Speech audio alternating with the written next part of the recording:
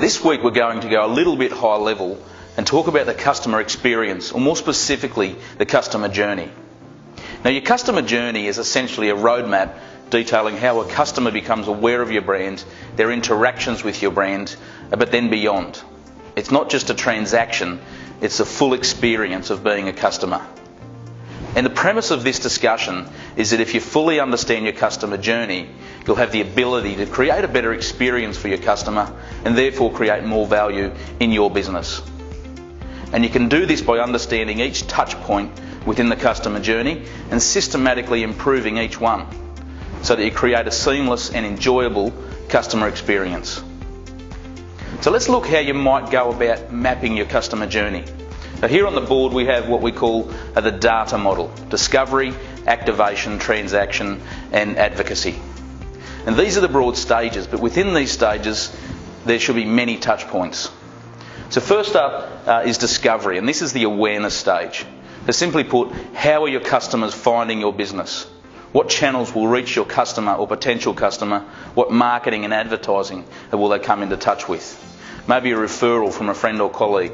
There are many potential touch points within the discovery stage, so can you document each one? The next stage is activation. So how do your customers engage and interact with you? Are you easy to contact? Can they find more info without the gradient being too high? How do you maintain their interest and engagement? Do you actually have enough potential touch points in this stage? And then it moves to transaction. This, of course, is where most businesses will focus. It includes the meaty stuff, making the sale and fulfilling the transaction. And there'll be many touch points here, even just in your sales process. So you need to identify every single one of those. And then finally we have advocacy. This is a stage where a customer turns into a raving fan.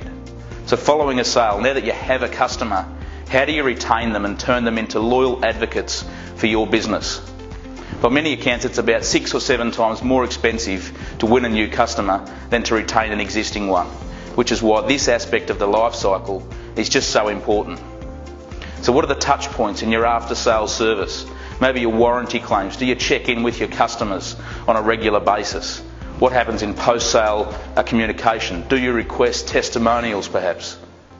So once you've mapped out every touch point of your customer journey, you'll always be able to identify areas that need improvement. To help with making the customer journey a smooth and seamless one, here are some points to consider in each stage and at each touch point. So first up, actions. What is your customer doing at this stage? Then motivations, what will encourage your customer or discourage them perhaps from moving to the next stage? And then questions, so where do customers get hung up? Do they have questions and maybe a hard time getting answers?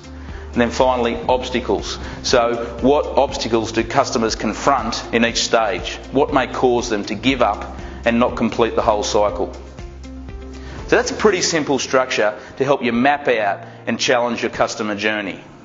And if you take the time to examine and understand the life cycle of your customers and the touch points they encounter along the way, you'll have what you need to create a winning customer journey and more value for your business.